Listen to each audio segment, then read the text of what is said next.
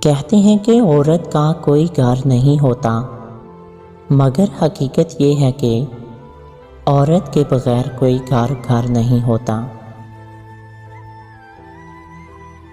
عورت کے چہرے پر تمام رنگ مرد کی وجہ سے آتے ہیں، چاہے وہ خوشی کے ہوں یا غم کے۔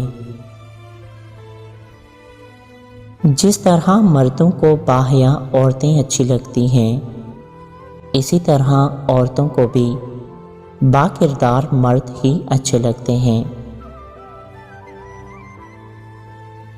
برداشت کرنا عورت کی فطرت ہے۔ اگر عورت برداشت نہ کرے تو بہت کم گھر آباد ہوں۔ عورت کی اصل خوبصورتی اس کی شرم و حیا، خوش اخلاقی اور اطاعت گزاری میں ہے۔ اگر یہ نہ ہو تو حسین سے حسین عورت بھی اپنی نافرمانی، بد کلامی اور بد اخلاقی سے بدصورت لگنے لگتی ہے۔ عورت شعور پا جائے تو فرعون کے گھر موسیٰ پال سکتی ہے۔ عورت اگر خوبصورت ہونے کے ساتھ ساتھ پاگل بھی ہو تو اس سے محبت نہیں عشق ہو جاتا ہے۔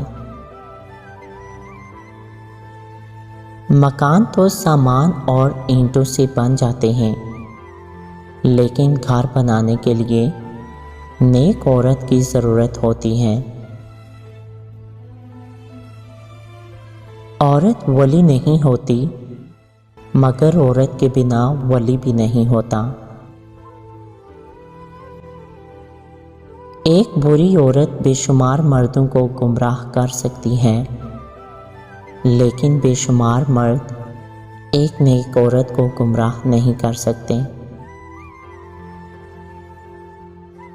مرد اگر ضد پہ آ جائے تو عورت کی زندگی تباہ کر دیتا ہے، لیکن عورت ضد پر آ جائے تو نسلوں کی نسلیں تباہ کر سکتی ہے۔